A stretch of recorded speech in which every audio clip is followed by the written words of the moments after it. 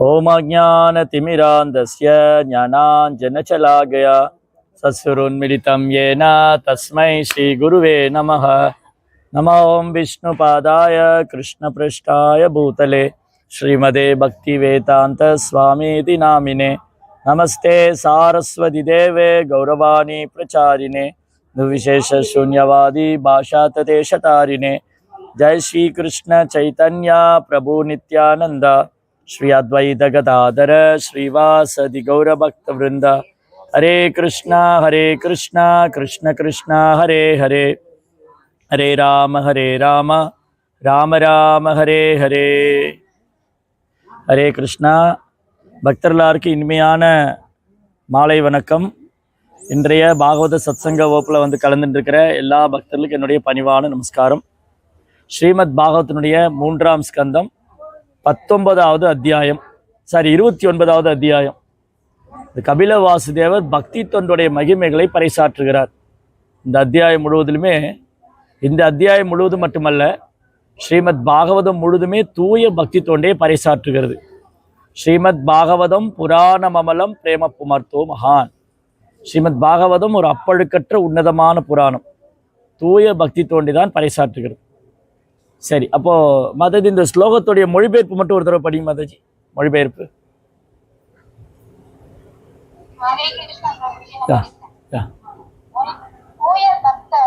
ஆன்மீக குரு மற்றும் ஆச்சாரியர்களுக்கு மிக சிறந்த மதிப்பு தருவதன் மூலம் பக்தி தொண்டு புரிய வேண்டும். அவர் ஏழைகளிடம் தன்மையுள்ளவராய் இருக்க வேண்டும். அவருக்கு சமமானவர்களுடன் நட்பு ஏற்படுத்திக் கொள்ள வேண்டும்.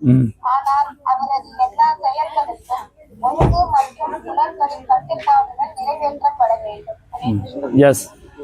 ஸோ இங்கே இந்த ஸ்லோகத்தில் ரொம்ப அழகாக கபில வாசுதேவர் சொல்கிறார், ஒரு பக்தர் எப்படி நடந்துக்கணும், ஒரு பக்தருடைய ஆக்டிவிட்டீஸ் எப்படி இருக்கணும், ஒரு கிருஷ்ண உணர்வை பின்பற்றக்கூடிய ஒரு கிருஷ்ண பக்தர் வந்து அவருடைய செயல் எப்படி இருக்கணும், எப்படி நடந்துக்கணும், புதிதாக வரக்கூடிய ஆரம்ப நிலை பக்தர்கள்ட்ட எப்படி நடந்துக்கணும், அப்புறம் தன்னுடைய கூட சேவைக்குன்ற சக பக்தர்கள், தன் உடன் இருக்கக்கூடிய சக பக்தர்கள் நண்பர்கள்ட்ட எப்படி நடந்துக்கணும், அப்புறம் மூத்த பக்தர்கள்ட்ட எப்படி நடந்துக்கணும், அவருடைய செயல் எப்படி இருக்கணும். ரொம்ப அற்புதமான ஒரு ஸ்லோகம். பக்தர் ஒருவர் எப்பவுமே வந்து முந்தைய ஆச்சாரியரின் அடிச்சுவட்டை பின்பற்றக்கூடியவராக இருக்கார். குரு பரம்பரால் அங்கீகரிக்கப்பட்ட அதிகாரப்பூர்வமான ஆச்சாரிய சம்பிரதாயத்தில் வரக்கூடிய முந்தைய ஆச்சாரியர்கள், பூர்வாச்சாரியர்கள், குருமார்கள், அவங்களுடைய வழிகாட்டுதலில் பக்தி தொண்டை பயிர் செய்கிறார். முந்தைய ஆச்சாரியருடைய கருத்துக்களை முன்வைக்கிறார். முந்தைய ஆச்சாரியின் கூற்றுக்களை வந்து எடுத்துரைக்கிறார். அவர் சொந்தமாக எதுவுமே சொல்கிறதில்லை. இப்போது ஸ்ரீல பிரபுபாதர் கூட பார்த்தோன்னு சொன்னால், ஸ்ரீல பிரபுபாதருடைய புத்தகங்களில் வந்து நிறைய இடங்களில் முந்தைய ஆச்சாரியர் என்ன சொல்லியிருக்காங்க, சில ஜீவகோஸ்வாமி, விஸ்வநாத் சக்கரவர்த்தி தாக்கூர், ராமானுஜாச்சாரியர், மாத்வாச்சாரியர், பலதேவ் வித்யாபூஷணர், இந்த மாதிரி முந்தைய ஆச்சாரியருக்கு தக்க மரியாதை கொடுத்து அவங்க என்ன சொல்லியிருக்காங்களோ அவங்க முன்மொழிந்ததை இவர் வழிமொழிகிறார். அதான் பரம்பரா சிஸ்டம். பரம்பரா சிஸ்டம் சொன்னால் ஆச்சாரிய உபாசனம் செய்வ பகவான் சொல்கிறாரு, எதெல்லாம் ஞானமாக கருதப்படுகிறது. பகவத்கீதையில் ஒரு 19 விஷயத்தை சொல்லி இவை மட்டுமே ஞானமாக கருதப்படுதுன்னு சொல்கிறார். அதில் ஒன்று வந்து ஆச்சாரிய உபாசனம், ஆன்மீக குரு ஆச்சாரியரை வழிபடுவது. ஆன்மீக குரு, குருமார்கள், ஆச்சாரியர்கள், பூர்வாச்சாரியர்கள், இவர்களை வழிபடுவது, இவருடைய அடிச்சுவட்டை பின்பற்றுவது, இது மிக மிக அவசியம். நம்ம ஆன்மீக பாதையில் கிருஷ்ண உணர்வுல முன்னேற்றம் அடையணும்னு சொன்னால் இந்த ஒரு முக்கியமான இதுதான் ரொம்ப முக்கியமானது. முந்தைய ஆச்சாரியர்களின் அடிச்சுவட்டை பின்பற்றுவது, ஆன்மீக குருவின் கட்டளையை நிறைவேற்றுவது, ஆன்மீக குருவின் தாமரை திருப்பாத்தை பின்பற்றுவது, இது ரொம்ப ரொம்ப அவசியம். அவங்களுக்கு தக்க மரியாதை கொடுத்து முந்தைய ஆச்சாரியர் என்ன சொல்லியிருக்காங்க, குருமார்கள் என்ன சொல்லியிருக்காங்க, அதை அப்படியே உள்ளது உள்ளவாறு கடைபிடிப்பது, இது ரொம்ப ரொம்ப முக்கியமான ஒரு விஷயம். அப்போ சில பிரபுபாதர் வந்து தன் வாழ்நாளில் அதுக்கு மிகச்சிறந்த உதாரணமாக இருந்திருக்கார். தன் ஹோல் லைஃப் ஹிஸ்ட்ரியில் பிரபுபாடைய வாழ்நாள் முழுவதுமே அவர் பார்த்திங்கன்னா தன்னுடைய ஆன்மீக குருவான சில பக்தி சித்தாந்த சாரஸ்வதி தாக்கூர் என்னைக்கு சில பிரபுபாதர் சந்தித்தாரோ அன்றையிலேருந்தே சில பிரபுபாதர் அவரை குருவாக ஏற்றுக்கொண்டார். தன் குருநாதருடைய கட்டளையை நிறைவேற்ற வேண்டும் அவருடைய கட்டளையை வந்து சிறமேற்கொண்டு செயல்படுத்த வேண்டும் என்று முயற்சி செய்து கொண்டே இருந்தார். குருமுக பத்மவாக்கியா சித்ததே கொரியாய்க்கா ஆர்னா கொரிகமன ஆஷா. ஆன்மீக குருவின் கட்டளை வந்து சிறமேற்கொண்டு செய்ய வேண்டும், வாழ்க்கையினுடைய மிக முக்கியமான குறிக்கோளாக ஏற்றுக்கொள்ள வேண்டும். அப்போது ஸ்ரீல பிரபுபாதருக்கு அவர் குருநாதர் வந்து 2 முக்கியமான கட்டளை கொடுத்திருந்தார். ஒன்று வந்து மேற்கத்திய நாடுகளில் இந்த கிருஷ்ண பக்தியை பிரச்சாரம் செய்ய வேண்டும். 2 வந்து எப்பொழுதெல்லாம் கையில் வந்து பணம் கிடைக்கிறதோ அதை வந்து புத்தகங்களை அச்சிட்டு விநியோகம் செய்ய வேண்டும். புத்தகங்களை அச்சிட்டு விநியோகம் செய்ய வேண்டும். இந்த கிருஷ்ண பக்தியை மேற்கத்திய நாடுகளில் பிரச்சாரம் பண்ணணும். இந்த 2 முக்கியமான கொள்கைகளையும் சில பிரபுபாதர் தன் வாழ்நாளில் மிக முக்கியமானதாக ஏற்றுக்கொண்டார். அதற்கான முயற்சிகளை செய்து கொண்டே இருந்தார். அந்த முயற்சியில் வெற்றியும் அடைந்தார். அப்போ ஆன்மீக வாழ்க்கையின் வெற்றியின் ரகசியம் எங்கே இருக்குன்னா, ஆன்மீக வாழ்க்கையின் வெற்றியின் ரகசியம் ஆன்மீக குருவை திருப்திப்படுத்தல் தான் இருக்கு. யஷ்ய பிரசாதா பகவத் பிரசாதோ யஷ்யா பிரசாதா ந கதி குதோபி. ஆன்மீக குரு திருப்தி அடைந்தால் கிருஷ்ணர் திருப்தி அடைகிறார். குரு திருப்தி அடையலைன்னா கிருஷ்ணர் திருப்தி அடைய மாட்டார். அதனால ஆன்மீக வாழ்க்கையின் வெற்றியின் ரகசியமே வந்து ஆன்மீக குருவை திருப்திப்படுத்துறது தான் இருக்கு. அதனால இங்கே ரொம்ப முக்கியமான விஷயம் என்னன்னு சொன்னால், பிரபுபாதர் பொருளுரையில் மிக அழகாக சொல்லியிருந்தார். அர்ச்சய ஷீலா விஷ்ணு குரு சு நரமதி வைஷ்ணவேரே ஜாதி புத்தி. பகவானுடைய விக்கிரகத்தை கல்லோ மண்ணோ சிலையோ என்று நினைப்பவர், ஆன்மீக குருவை சாதாரண மனிதனாக நினைப்பவர், ஒரு வைணவர் ஒரு குறிப்பிட்ட குடும்பத்தில் பிறந்திருக்காரு, அந்த குறிப்பிட்ட சமுதாயத்தை சேர்ந்தவர் நினைக்கிறவர், இந்த மாதிரி சிந்திக்கக்கூடியவங்க நரகத்துக்கே செல்வார்கள் என்று கூறப்பட்டிருக்கு. அதாவது பகவானுடைய விக்கிரகத்தை அர்ச்சா அவதாரம், பகவான் விக்கிரக ரூபத்தில் அவதரிக்கிறாரு, அந்த அர்ச்சா அவதாரத்தை விக்கிரகத்தை கல்லோ மண்ணோ மரமோ சிலையோ என்று நினைப்பது. ஆன்மீக குரு என்ன ஆன்மீக குரு, அவரும் நம்மள மாதிரி தான் இருக்காரு, சாப்பிட்றாரு தூங்குறாரு. அதனால் ஆன்மீக குருடைய உடல் பௌதிகமானது, குருவையும் ஒரு சாதாரண மனிதனாக நினைப்பது. அப்புறம் வைணவர்களை இந்த குறிப்பிட்ட சமுதாயத்தை சேர்ந்தவர், இந்த இனத்தை சேர்ந்தவர், இந்த வர்ணத்தை சேர்ந்தவர், இந்த தொழிலை செய்பவர் அப்படின்னு அடையாளம் காண்பது. இந்த மாதிரி அடையாளம் காண்பவர்கள் நரகத்துக்கே செல்வார்கள். அப்போ அந்த தவறை ஒருபோதும் நாம் செய்து விடக்கூடாது என்று சாஸ்திரம் எச்சரிக்கின்றது. சாஸ்திரம் என்ன எச்சரிக்குது? இந்த தவறை நாம் ஒருபோதும் செய்துவிடக்கூடாது. ஒரு வைணவரை வெளித்தோற்றத்தில் எடை போடக்கூடாது, ஆன்மீக குருவை ஒரு சாதாரண மனிதனாக கருதக்கூடாது, பகவானது விக்கிரகத்தை சிலையாக கருதக்கூடாது. இந்த 3 விஷயத்தை நாம் தெளிவாக புரிந்து கொள்ள வேண்டும், அதில் உறுதியாகவும் இருக்க வேண்டும். அப்போது பகவானுடைய விக்கிரகம் அர்ச்ச அவதாரம், பகவான் விக்கிரக ரூபத்தில் அவதரிக்கிறார் என்றும், ஆன்மீக குரு ஆன்மீகமானவர் என்றும், வைணவர்கள் உயர்ந்தவர்ங்கிறது வந்து சத்சங்கத்தில் தொடர்ந்து பக்தர்கள் சங்கத்தில் இருக்கிறதுனால மட்டும்தான் இது சாத்தியமாகும். தூய பக்தருடைய சங்கத்தில் பிரபுபாவுடைய புத்தகங்களை படிப்பது, வைணவரிடம் கலந்துரையாடுவது, வைணவர்கிட்ட கேட்கறது, சீக்ஷா குரு தீக்ஷா குரு இவர்களை பின்பற்றுவது, இதன் மூலமாகத்தான் நமக்கு இந்த விஷயத்தில் வலுவான உறுதியான நம்பிக்கை ஏற்படும். எப்பொழுது ஒருத்தருக்கு கிருஷ்ண உணர்வுல வலுவான உறுதியும் ஏற்படும், மாறாத ஸ்திரமான மனது, கிருஷ்ண உணர்வுல ஸ்திரமான மனது, வலுவான மனது, புத்தி எப்போ ஏற்படும் சொன்னால் பக்தர்கள் சங்கத்தில் இருக்கு. பக்தர்கள் சங்கத்தை ஏற்றுக்கணும், பக்தர் அல்லாதவர் சங்கத்தை தவிர்க்கணும். அசத் சங்கத்தியாக ஏ வைஷ்ணவாச்சார். ஒரு வைணவர் மிக முக்கியமாக பின்பற்ற வேண்டியது பக்தன் அல்லாதவன் சங்கத்தை தவிர்த்து விட வேண்டும். பக்தர்கள் அல்லாதவர் சங்கத்தை தவிர்த்து விட வேண்டும், பக்தர்கள் சங்கத்திலே இருக்கணும். அப்போ பக்தர்கள் சங்கத்தில் வரும்போது பகவானது நாம ரூப குணாதிசயங்கள், அவரது லீலைகள், அவரது மகிமைகள், அவரது செயல்களை பற்றி கேட்க வேண்டும். ஆச்சாரியர்கள் குருமார்களின் வைபவங்களை பற்றி கேட்க வேண்டும். ஆன்மீக குருவின் உயர்ந்த நிலையை பற்றி கேட்க வேண்டும். இப்படி கேட்டுக்கொண்டே இருக்க வேண்டும். அப்போ ஆன்மீக பாதை எங்கே தொடங்குது? ஸ்ரவணத்தில் தொடங்குது. ஸ்ரவணம், கீர்த்தனம், விஷ்ணு ஸ்மரணம், பாத சேவனம், அர்ச்சனம், வந்தனம், தாஸ்யம், சக்கியம், ஆத்ம நிவேதனம். அப்போ ஆன்மீக பாதை எங்கே தொடங்குதுன்னா ஸ்ரவணத்தில் தொடங்குது. எவ்வளோக்கு எவ்வளோ நம்ம கிருஷ்ணரை பற்றியும் பகவானை பற்றியும் பகவானது நாம ரூப குணாதிசயங்களை பற்றி கேட்கிறோமோ, எவ்வளோக்கு எவ்வளோ பக்தர்களின் தெய்வீகமான குணங்களை பற்றி கேட்கிறோமோ, அவ்வளவுக்கு அவ்வளவு நம்ம கிருஷ்ண உணர்வுல வலுவாத நம்பிக்கையும் உறுதியும் பெறுவோம். ஸ்திரமான மனது, திடவிரதா, விஸ்வாசம், மாறாத நம்பிக்கை ஏற்படும். அப்போ பிரகலாதர் ஒரு மிகச்சிறந்த உதாரணம். பிரகலாத மகாராஜா ஒரு தூய பக்தர். ஏன் அவர் தூய பக்தர் என்று அழைக்கப்படுகிறார்? அவர் அறியாமல் இருக்கிற மக்களிடத்துல எப்பவும் இரக்கம் உள்ளவராக இருக்கார். பகவானை பற்றி அறிந்து கொள்ளாத அறியாமையில் இருக்கிற மக்களிடத்துல இரக்கமுள்ளவராக இருக்கார். அதனால தான் தன் தந்தை இடத்துல அவர் இரக்கமுள்ளவராக இருந்தார். அந்த இரணிகசிபு 3 உலகத்துக்கு சக்கரவர்த்தியா இருந்தாலும் அவருடைய பொய்யகங்காரம் தடுத்தது பகவான் ஸ்ரீ கிருஷ்ணரை பரமபுருஷோத்தமனான முழுமுதற் கடவுள் என்று ஏற்றுக்கொள்ளும். பகவான் ஸ்ரீ கிருஷ்ணரே பரமபுருஷோத்தமனான முழுமுதற் கடவுள் என்று அவரை ஏற்றுக்கொள்வதற்கு இரணிகசிபுவின் பொய்யகங்காரம் தடுத்தது. அவர் மகாவிஷ்ணு ஒரு சாதாரண அவதாரம் என்று நினைத்து விட்டார். அல்லது ஒரு மகாவிஷ்ணு, என்ன மகாவிஷ்ணு அவரை என்னால் ஜெயிக்க முடியும், அவரை என்னால் வெல்ல முடியும், நான் கடும் தவம் செய்து பிரம்மனை குறித்து கடும் தவம் செய்து வரங்களை பெற்றுக்கொள்வேன், அப்புறம் எந்த மகாவிஷ்ணு எந்த தேவதையாலும் என்னால் அழிக்க முடியாது அப்படிங்கிற அந்த பொய் கர்வத்தினால பொய் அகங்காரத்தினால இரணிகசிபு பகவானுக்கே சவால் விட்டார். அதுக்கப்புறம் அவர் வைணவர்களை துச்சமாக நினைத்தார். நாரதரை போன்ற வைணவர்களை அவர் துச்சமாக நினைக்கிறார். அவர் ஆன்மீக குருவை ஏற்றுக்கொள்ளவில்லை. இதெல்லாம் இரணிகசிபு செய்த தவறு. இரணிகசிபு செய்த தவறு என்னது? அவர் வைணவர்களை துச்சமாக நினைக்கின்றார், குருமார்களை ஏற்றுக்கொள்ளவில்லை, பகவானை தன்னுடைய எதிரியாக பாவிக்கிறார்.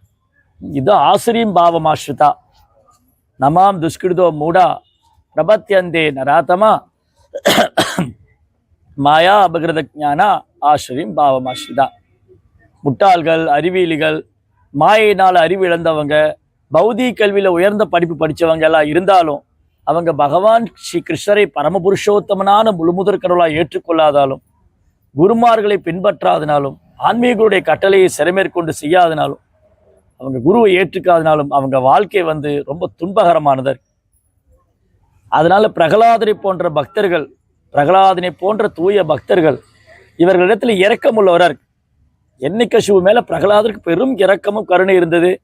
என் தந்தையார் ஒரு அசுரனாக இருக்கின்றாரே, எப்படியாவது அவரை பக்தனாக மாற்ற வேண்டும், அவர் பகவானுடைய தாமரை திருப்பாதங்களை அடைக்கலம் கொள்ள வேண்டும், அவர் பகவானுடைய நாம சங்கீர்த்தனம் செய்ய வேண்டும் அப்படின்னு பிரகலாதர் தன் தந்தைக்கு உபதேசிக்கின்றார். சவனம் கீர்த்தனம் விஷ்ணு ஸ்மரணம் பாதசேவனம் அர்ச்சனம் வந்தனம் தாசியம் சக்கியம் ஆத்ம நிவேதனம். இந்த 9 விதமான பக்தி தொண்டை பகவான் விஷ்ணு இடத்துல செய்ய வேண்டும், பகவான் விஷ்ணுவிட்டு அன்பு பரிமாற்றம் செய்ய வேண்டும் என்று பிரகலாதர் கூறுகின்றார். ஆனால் இரணிகசிபுடைய பொய்யகங்காரம் அதை தடுத்து விட்டது. இரணிகசிபுடைய பொய்யகங்காரம் என்ன ஆயிடுச்சு? அதை தடுத்து விட்டது. நானே என் விஷ்ணுவை சரணாகதி பண்ண வேண்டும், நானே அவரை அடைக்கலம் கொள்ள வேண்டும், யார் அந்த விஷ்ணு, அவன் என் எதிரி, அவனை அழிக்க வேண்டும், ஒழிக்க வேண்டும், இதுதான் பொய்யகங்காரம். ஆனா பிரகலாதர் இது போன்ற அறியாமையில பொய்யகங்காரத்திலும் இருக்கிற ஜீவாத்மாக்கள், இழிந்த ஆத்மாக்கள், கீழ்நிலை உள்ள ஆத்மாக்கள், பந்தப்பட்ட ஆத்மாக்களுக்கு கருணை உள்ளவராக இருக்கார்.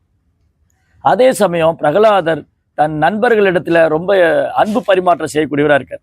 நண்பர்கள், பக்தர்கள், சேவை பண்ணக்கூடிய சக பக்தர்கள், இவங்க இடத்துல பிரகலாத் மகாராஜா ரொம்ப அன்பு செய்யக்கூடியவராக இருக்கார். பாருங்க, அறியாமல் இருக்கிற மக்கள்கிட்ட இரக்கமுள்ளவராக இருக்கார். எப்படி பிரகலாத் மகாராஜ் எப்படி நடந்துக்கிறார், பிரகலாதோட ஆக்டிவிட்டி, பிரகலாதோடைய செயல் எப்படி இருக்கு பாருங்க. பிரகலாத் மகாராஜா அறியாமையில் இருக்கிற பந்தப்பட்ட ஆத்மாக்கள்கிட்ட, கட்டுண்ட ஆத்மாக்கள்கிட்ட, வீழ்ந்த ஆன்மாக்களிடத்துல ரொம்ப இரக்கமும் கருணை உள்ளவராக இருக்கார். எப்படியாவது அவங்கள பகவானுடைய தாமரை திருப்பாதத்துக்கு கொண்டு வந்து விட வேண்டும், எப்படியாவது அவர்களை பகவானை சரணைய வைக்க வேண்டும், எப்படியாவது அவங்க பகவானுடைய பக்தனாக வேண்டும் என்று பிரகலாதர் முயற்சிக்கின்றார். அப்போ அதுதான் அவர் காட்டக்கூடிய பெரும் இரக்கம், கருணை. அதனால யார் இங்க வறியவன், யார் எளியவன், அது யார் ஏழ்மையில், யார் ஏழ்மையில் இருக்காங்க, யாருக்கு கிருஷ்ண உணர்வு இல்லையோ அவங்க ஏழ்மையில் இருக்காங்க. யார் கிருஷ்ண பக்தி செயலையோ, யார் பகவான் ஸ்ரீ கிருஷ்ணரை பரமபுருஷோத்தமனான முழுமுதற் கடவுளாக ஏற்றுக்கொள்ளவில்லையோ அவங்க தான் ஏழ்மையில் இருக்காங்க, வறுமையில் இருக்காங்க. அதனால அத்தகைய கிருஷ்ண உணர்வற்ற சமுதாயத்துல ஏழ்மையிலும் வறுமையில் இருக்கிறவங்க கிட்ட பிரகலாதரை போன்ற பக்தர்கள், பிரபுபாதரை போன்ற பக்தர்கள் ரொம்ப கருணை உள்ளவங்க, இரக்கம் உள்ளவங்களா இருக்காங்க. ரொம்ப கருணையும் இரக்கம் உள்ளவங்க. பாருங்க, பிரகலாதருடைய கருணை இரக்கம் இரணிகசிபுக்கு மோட்சம் கொடுத்தது. பிரபுபாதுடைய கருணை இரக்கம் உலகம் முழுவதும் கிருஷ்ண பக்தர்கள் உருவாக்கியது.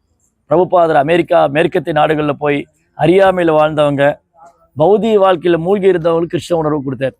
அப்போ பிரபுபாவுடைய கருணையாலும் இரக்கத்தாலும் எண்ணற்ற ஜீவாத்மாக்கள் இரணிகசிபு போல வாழ்ந்துட்டு இருந்தவங்க இன்னைக்கு கிருஷ்ண உணர்வை பின்பற்றி கொண்டிருக்கிறார்கள், கிருஷ்ண உணர்வை ஏற்றுக்கொண்டிருக்கிறார்கள். அப்ப என்ன காரணம்? அது வைணவருடைய இரக்கம், கருணை. வைஷ்ணவா கிருபாம்புதீர் பரதுக்க துக்கி, வைஷ்ணவா பரதுக்க துக்கி கிருபாம்புதீர். வைஷ்ணவர் என்றால் கருணை கடல், அவர் பரதுக்க துக்கி.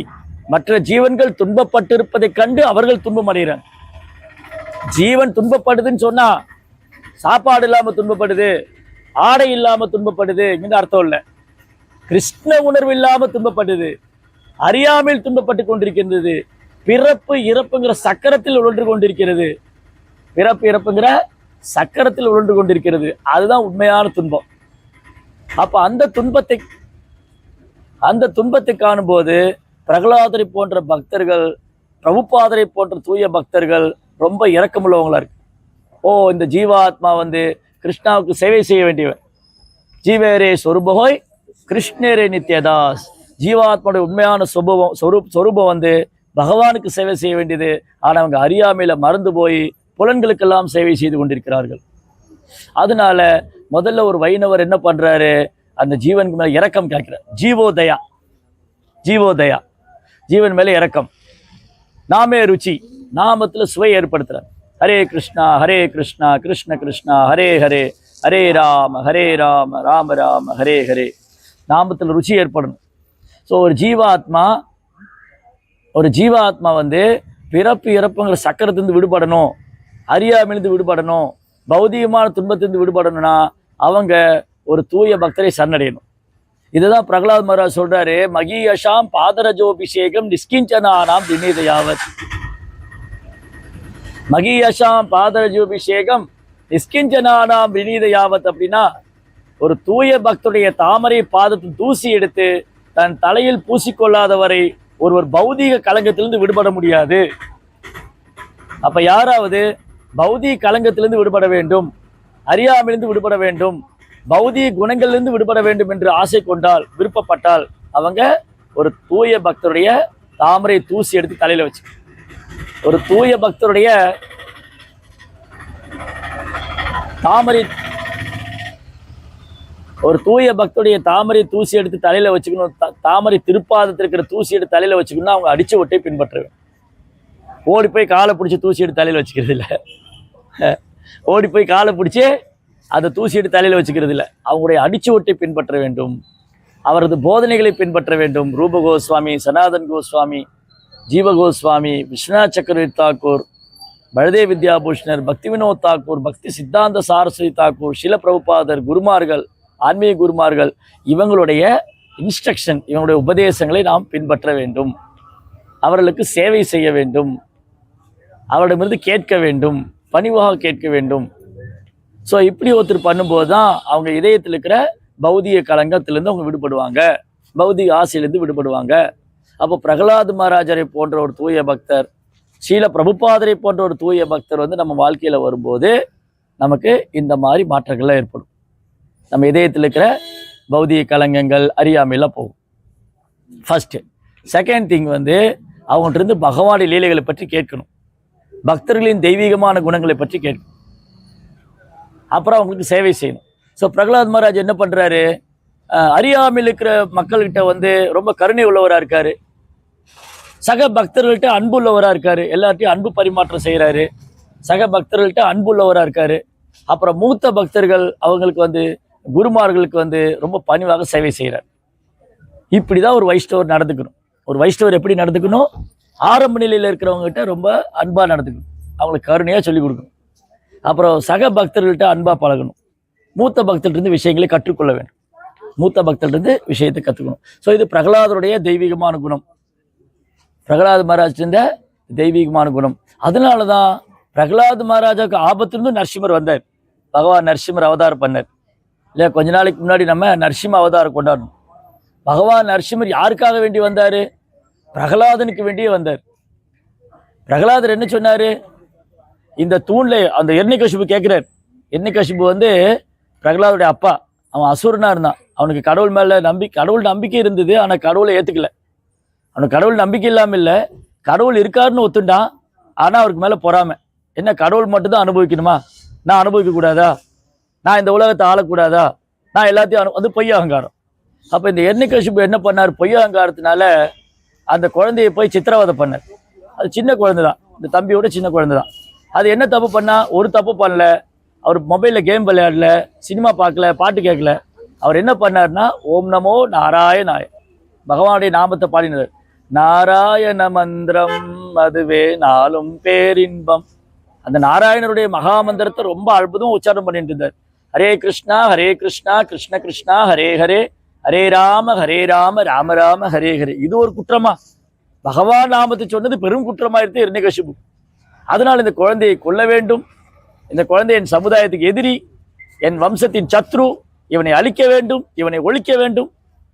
இன்னைக்கு நிறைய அசுரர்கள்லாம் பேசுறாங்க இல்லையா, சனாதனத்தை அழிக்க வேண்டும், சனாதனத்தை ஒழிக்க வேண்டும். முதல்ல இவங்களை ஒழிக்கணும், முதல்ல இவங்களை அழிக்கணும். ஏன்னா இவங்களுக்கு சனாதனம்னா என்னன்னு தெரியாது. ஏன்னா முட்டாள்கள், சாஸ்திரம் படிக்கல, சாஸ்திர அறிவு இல்லை, பக்தர் சங்கத்துக்கு வரல, கூட இருக்கிறது பூரா அசுர சங்கம். அசுர குழந்தையா பிறந்து அசுர குழந்தையா வளர்ந்து அசுர சங்கத்தில் இருக்கிறவனுக்கு அசுர குணம் தான் இருக்கும்.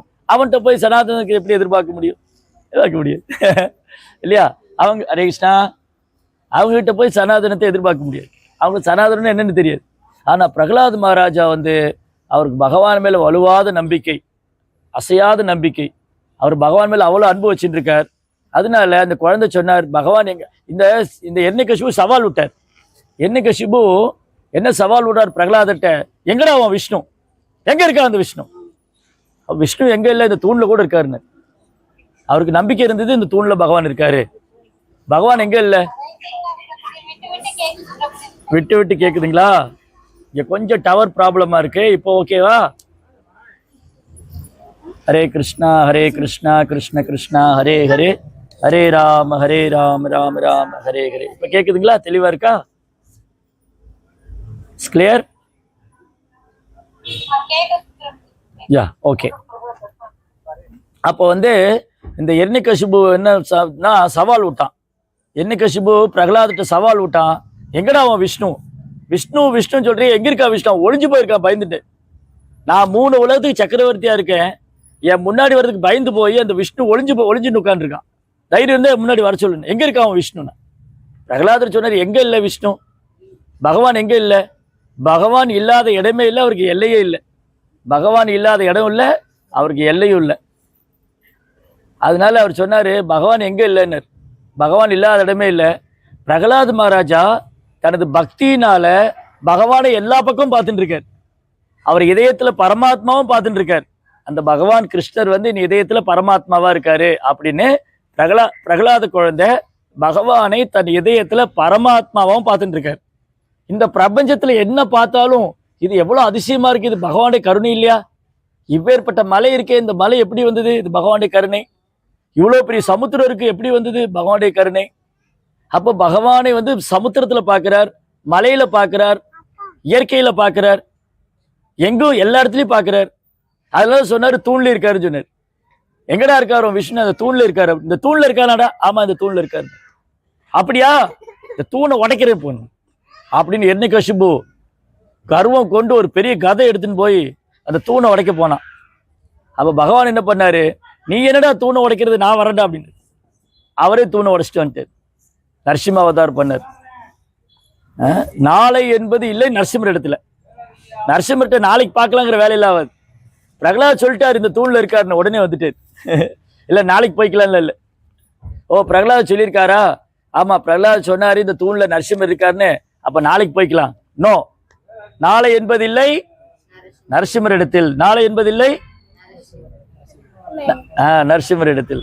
நரசிம்மர்கிட்ட நாளைக்கு பார்க்கலங்கிற வேலையே இல்லை, இமீடியட்டா வருவார். உடனே வந்துட்டார். என்ன பண்ணாரு, அந்த இரண்யகசிபு பிடிச்சு ஒரு பூச்சியை நசுக்கிற மாதிரி நசுக்கிட்டார். இதெல்லாம் குழந்தையில பூச்சியை நசுக்கிடுவோம் இல்லையா, அந்த மாதிரி அந்த இரண்யகசிபு பிடிச்சு மடியில போட்டு, அந்த இரண்யகசிபு எப்படி இருக்கான், அந்த இரண்யகசிபு மலை மாதிரி இருக்கான் அந்த அசுரன். அந்த மலை மாதிரி இருக்கிற அசுரனுக்கு முன்னாடி பகவான் எப்படி இருக்காரு, பெரிய பர்வத மலை மாதிரி இருக்காரு. அந்த பகவான் நரசிம்மர் முன்னாடி இரண்யகசிபு ஒரு விட்டில் பூச்சி மாதிரி ஆயிட்டார், ஒரு கொசு மாதிரி. அவனை பிடிச்சு தூக்கி மடியில போட்டு குடலை உருவிட்டார். அதனால பகவானால சாத்தியம் இல்லாத ஒன்றும் கிடையாது. பிரகலாத குழந்தை சொல்லிட்டார்னு வந்துட்டார். ஒருவேளை பிரகலாதர் சொல்லி அந்த தூண்ல நரசிம்மர் வரலைன்னா பிரகலாதருடைய பக்தி பொய்யாயிருக்கும். ஓ, பிரகலாதர் மாதிரி முட்டாள்கள் தான் பகவானை வழிபடுவாங்க, பகவான் கிடையாது அப்படின்னு அசுரர்களுக்கு உற்சாகமாயிருக்கு. ஆனா பகவான் நிரூபிக்கிறாரு, இல்ல, என் பக்தனுடைய வார்த்தையை நான் பொய்யாக்க மாட்டேன், என் பக்தனுடைய வார்த்தையை நான் பொய்யாக்க மாட்டேன். கவுந்தேய பிரதிஜானேகி நமே பக்த புண்ணஷதி. பகவான் என்ன சொல்றாரு?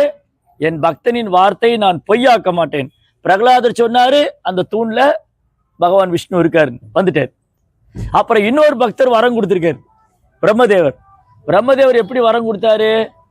எண்ணிகசிபுக்கு பிரம்மா வரங்களை வாரி கொடுத்திருக்காரு. அவரை மலையில கொல்ல முடியாது, அவர் பகல்ல கொல்ல முடியாது, அவரை இரவுல கொல்ல முடியாது, ஆயுதத்தால கொல்ல முடியாது, மனிதனால கொல்ல முடியாது, விலங்கால கொல்ல முடியாது. ஹரே கிருஷ்ணா. அவரை மனிதரால கொல்ல முடியாது, விலங்கால கொல்ல முடியாது, தேவர்களால கொல்ல முடியாது. அப்படி உட்காருங்க, கொஞ்ச நேரம் வாங்க, உங்களை கேட்க ரொம்ப ஆர்வம் இருக்கு, உட்காருங்க. ரொம்ப சந்தோஷம். ஹரே கிருஷ்ணா. நீ பாப்பா விளையாடிட்டு இருக்கட்டும். சரி, அப்ப என்னாச்சு? பிரம்மா எண்ணிகசிபுக்கு வரம் கொடுத்துட்டே இருந்தார். அப்புறம் அஷ்டமா சித்திகளை கொடுத்தார். எந்த தேவரோட உதவி இல்லாம எண்ணிகசிபுனால எந்த தேவரோட உதவி இல்லாம சூரியன் உற்பத்தி பண்ண முடியும், சந்திரன் உற்பத்தி பண்ண முடியும், வெளிச்சத்தை கொண்டு வர முடியும், மின்சாரத்தை உற்பத்தி எல்லாமே பண்ணான். அஷ்டமா சித்திகள் இருந்தது. ஆனா ஒரு செகண்ட் நரசிம்மர் எல்லாத்தையும் பீஸ் ஆகிட்டார். ஆனா பிரகலாத குழந்தை அந்த மாதிரி கடும் தவமெல்லாம் பண்ணல. எண்ணிகசிபு மாதிரி பல ஆயிரம் வருஷம் மலையில, வெயில்ல, குளிர்ல, பனியில ஒரு காலில் நின்று சாப்பிடாம தூங்காம பல ஆயிரம் வருஷம் தவம் பண்ணா. ஆனா ஒரு செகண்ட்ல என்னாச்சு? எல்லாத்தையும் விஷ்ணு முடிச்சிட்டாரு. காரணம் என்னது? அந்த தவம் பொய்யகங்காரத்தினால.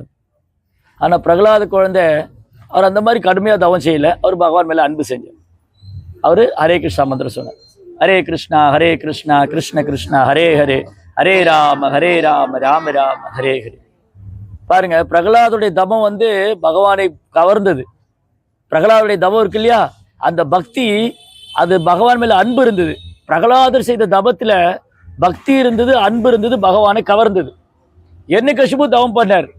எண்ணிகசிபு பண்ண தவத்துல பொய்யகங்காரம் இருந்தது. நான் எண்ணிகசிபு, நான் தான் தவம் பண்ணேன், நான் இந்த 3 உலகத்தையும் என் காலு கீழே கொண்டு வந்துட்டேன். ஒரு செகண்ட்ல முடிச்சிட்டார் பகவான். பார்த்தீங்களா? ஒரு செகண்ட் தான். அதனால நம்ம பார்த்தீங்கன்னா பகவானுடைய விக்கிரகத்தை சாதாரணமாக நினைக்கக்கூடாது.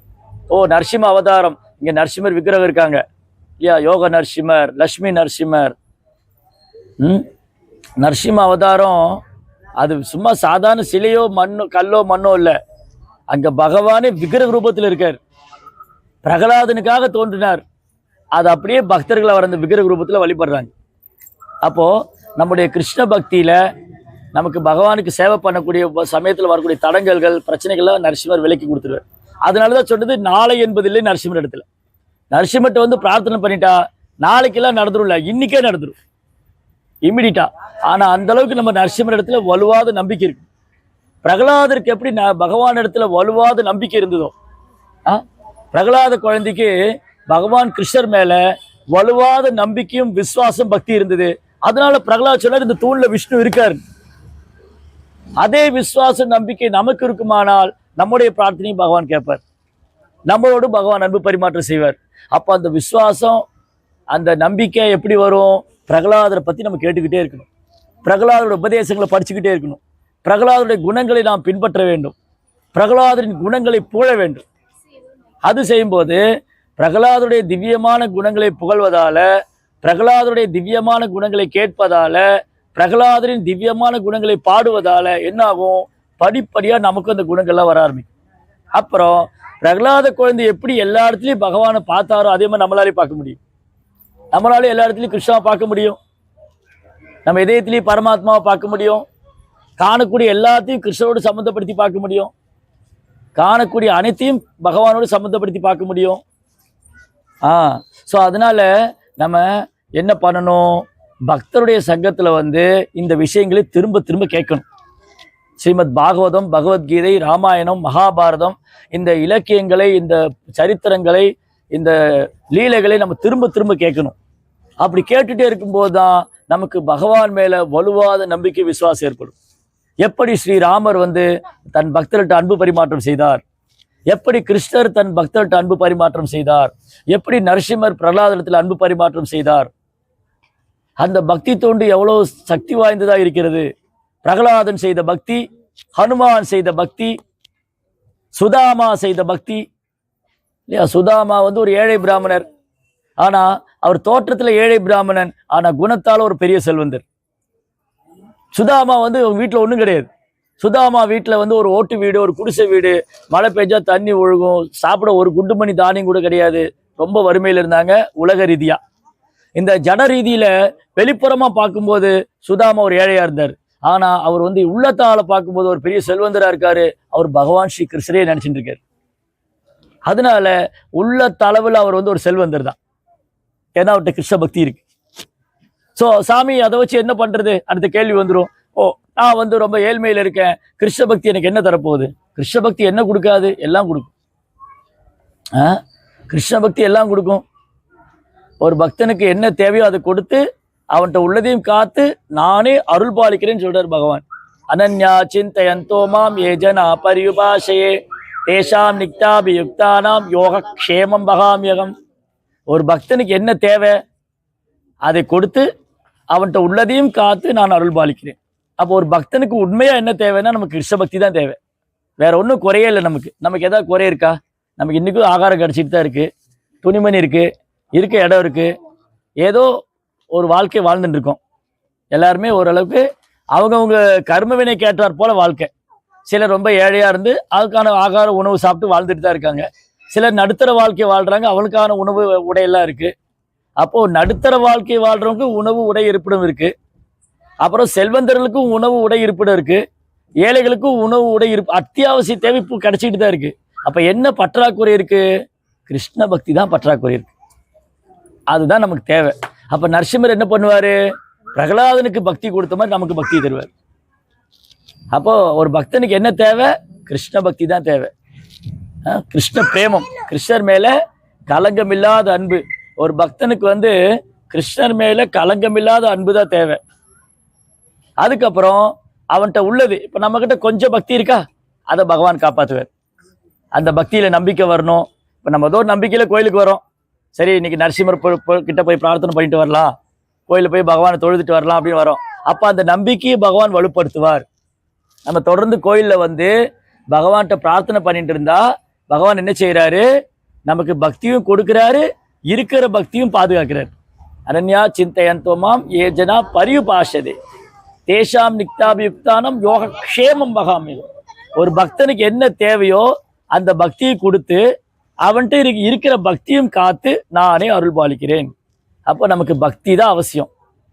அந்த பக்தி தான் வந்து பகவானை கவரக்கூடியது. அந்த பக்தினாலதான் பகவான் நம்ம மேல அன்பு செய்வார். பக்தி இல்லாதவங்க என்ன பண்ணாலும் பகவான் திருப்தி அடைய மாட்டார். பக்தி இல்லாதவங்க சமுதாயத்துல எவ்வளவு உயர்நிலையில் இருந்தாலும் பகவானை திருப்திப்படுத்த முடியாது. துரியோதனன் பெரிய செல்வந்தரா இருந்தாரு, ஆனா பகவான் அவர் பக்கம் போலையே, அவருடைய சேனைகளை தான் அமுச்சு வச்சார். அப்புறம் பகவான் யார் பக்கம் இருந்தாரு? பாண்டவர் பக்கம் தான் இருந்தார் இல்லையா? ஒரு நாள் என்ன நடந்தது? மகாபாரத யுத்தம் முடிவாயிருச்சு. மகாபாரத யுத்தம் முடிவானோடனே இப்ப பகவான் கிருஷ்ணர் யார் பக்கம் நிக்க போறாரு? ஏன்னா 2 குரு வம்சத்துக்கு பகவான் உறவினரா இருக்கார். ஒட்டுமொத்த குரு வம்சத்துக்கு பகவான் உறவினர், யதுக்கள் வந்து உறவினர்கள். அப்போ துரியோதனன் என்ன பண்ணாரு? இப்ப கிருஷ்ணர் வந்து யாருக்கு சப்போர்ட் பண்ண போறாரு இந்த மகாபாரத யுத்தத்துல? பாண்டவருக்கு சப்போர்ட் பண்ண போறாரு, நமக்கு சப்போர்ட் பண்ண போறாரா? அதனால துரியோதனன் என்ன பண்ணாரு? துவாரிக்கு வர்றார் கிருஷ்ணாவுடைய உதவி எடுத்துக்கிறதுக்காக. அஸ்தினாபுரத்துல இருந்து துரியோதனன் துவாரிக்கு போனார். அங்க போனா கிருஷ்ணா வந்து தூங்கிட்டு இருக்காரு அவருடைய அரண்மனையில. அந்த புறத்துல கிருஷ்ணா வந்து வாசுதேவன் தூங்கிட்டு இருக்காரு. துரியோதனன் போய் தலைமாட்டில் நின்று இருக்காரு. அர்ஜுனனும் வந்திருக்காரு துவாரிக்கு. அர்ஜுனன் வந்திருக்காரு, கிருஷ்ணருடைய கால் மாட்டில் நின்று இருக்காரு, பாதத்து பக்கத்துல உட்கார்ந்துட்டு இருக்காரு. கிருஷ்ணா வந்து காலையில கண்ணை விழிச்ச உடனே அர்ஜுனனை பாக்குறாரு. அர்ஜுனா நீ எப்போ வந்த? துரியோதனன் சொன்ன நான் தான் முதல்ல வந்தேன் கிருஷ்ணா. அர்ஜுனா 2வதா வந்தான், நான் தான் முதல்ல வந்தேன், நான் தான் உங்கள்கிட்ட உதவி கேட்டு வந்திருக்கேன். இரு துரியோதனா, அர்ஜுனன் 2வது வந்தாலும் உன்னை விட வயதுல சிறியவன், அவனுக்கு முதல்ல வாய்ப்பு கொடுக்கணும். கிருஷ்ணா என்ன சொல்றாரு? துரியோதனா வந்து சொல்றான், கிருஷ்ணா நான் தான் முதல்ல வந்தேன், எனக்கு நீங்க தான் உதவி, எனக்கு தான் நீங்க உதவி செய்யணும். அர்ஜுனன் 2வது வந்தாரு, நீங்க அப்புறம் தான் அவருக்கு உதவி செய்யணும். இப்ப கிருஷ்ணா என்ன சொல்றாரு? அர்ஜுனன் உன்னை விட வயதுல சிறியவன், அதனால வாய்ப்பு முதல்ல அவருக்கு கொடுக்கணும். சரி, கிருஷ்ணர் கேட்கிற, அர்ஜுனா உனக்கு என்ன வேணும்? இந்த மகாபாரத யுத்தம், குருக்ஷேத்திர போர் வந்து தவிர்க்க முடியாது, மகாபாரத யுத்தம் தவிர்க்க முடியாதுன்னு ஆயிடுச்சு. இந்த யுத்தம் நடக்கிறது உறுதி ஆயிடுச்சு. இப்போ ஒரு பக்கம் நான் இருக்கேன் நாராயணன், இன்னொரு பக்கம் என்னுடைய நாராயண சேனை. நாராயண சேனையை வந்து யதுக்களை இந்த பூமியில இதுவரைக்கும் யாரும் ஜெயிச்சதே கிடையாது. பகவானுடைய சேனையை வந்து பகவானுடைய சேனைகளை இந்த பூமியில இதுவரைக்கும் யாரும் ஜெயிச்சவங்களே கிடையாது. அப்படி இருக்கும்போது கிருஷ்ணா கேட்கிறார், அர்ஜுனா உனக்கு என்ன வேணும்? நான் உன் கூட இருக்கணுமா இல்லை என் சேனை இருக்குமா? இதுல இன்னொரு கண்டிஷன் என்னன்னா, நான் உன் கூட இருப்பேன், நான் ஆயுதம் எதுவும் பயன்படுத்த மாட்டேன். நான் வேணா உனக்கு சாரதியா இருக்கேன், நான் வேணா உனக்கு தேரோட்டியா இருக்கேன், நான் எந்த ஆயுதத்தையும் பயன்படுத்த மாட்டேன். இப்போ அர்ஜுனன் என்ன பண்ணணும்? நாராயண சேனையை தான் தேர்ந்தெடுக்கணும். ஆனா அர்ஜுனன் என்ன பண்ணாரு? கிருஷ்ணா நீங்க என் பக்கம் இருந்தா போதும், எனக்கு வெற்றியோ தோல்வியோ இந்த மகாபாரத யுத்தத்துல எனக்கு வெற்றி கிடைச்சாலும் சரி, தோல்வி அடைஞ்சாலும் சரி, நான் உயிர் வாழ்ந்தாலும் சரி, மரணம் அடைந்தாலும் சரி, கிருஷ்ணா நீங்க என் பக்கம் இருக்கணும், நீங்க என் கூட தான் போதும். கிருஷ்ணர் சொல்ற, அர்ஜுனா நான் ஆயுதம் ஒன்றும் பயன்படுத்த பரவாயில்ல, நீங்க ஆயுதமே பயன்படுத்தினாலும் பரவாயில்ல, எனக்கு தேரோட்டியா இருக்க போதும். துரியோதனுக்கு ரொம்ப சந்தோஷமாயிருச்சு. அப்பாடா, அர்ஜுனன் எவ்வளவு பெரிய முட்டாளா இருக்கா. ஃபர்ஸ்ட் சாய்ஸ் வந்து கிருஷ்ணர் அர்ஜுனனுக்கு கொடுத்தாரு. முதல் வாய்ப்பு வந்து கிருஷ்ணா அர்ஜுனனுக்கு கொடுத்தாரு. அர்ஜுனன் அழகா நாராயண சேனையை தூக்கிருக்கலாம். ஆனா அர்ஜுனன் என்ன பண்ணாரு? கிருஷ்ணா என் பக்கம் இருக்கட்டும். இப்போ துரியோதன்ட்ட நாராயண சேனை ஃபுல்லா துரியோதன பக்கம் இருக்கு. யதுக்கள் ஃபுல்லா நாராயண சைன்யம் முழுவதும் துரியோதன பக்கம் இருக்கு. இப்போ சகுனி கேட்கிறாரு, துவாரகையிலிருந்து திரும்ப வர்றாரு துரியோதனன். சகுனி கேட்கிறாரு முதல் கேள்வி, கிருஷ்ணா யார் பக்கம் இருக்காரு கேட்கிறாரு. உடனே சொல்றாரு துரியோதன சந்தோஷமா, மாமா, ஓ சகுனி மாமா, பாருங்க இந்த அர்ஜுனன் ஒரு முட்டாள். கிருஷ்ணா வந்து கேட்கிறாரு, நான் வேணுமா என் சேனை வேணுமான்னு. அர்ஜுனன் சொல்றான், கிருஷ்ணா நீதான் வேணும்னு. கிருஷ்ணரை வச்சு என்ன பண்ற, ஒரு மாயக்கண்ணன், அவனை வச்சு என்ன பண்றது, நான் சேனை ஃபுல்லா கேட்டு வாங்கிட்டேன். அப்ப சகுனி சொன்னார், முட்டாள் துரியோதனா, நீ கிருஷ்ணர் எல்லாம் கூட்டின்னு வந்திருக்கணும், கிருஷ்ணாவை நீ நம்ம பக்கம் கூட்டின்னு வந்திருக்கணும். அதனால சாஸ்திரம் என்ன சொல்லுது, ஜெயத்து பாண்டு புத்திரானாம். ஆயிடுச்சு.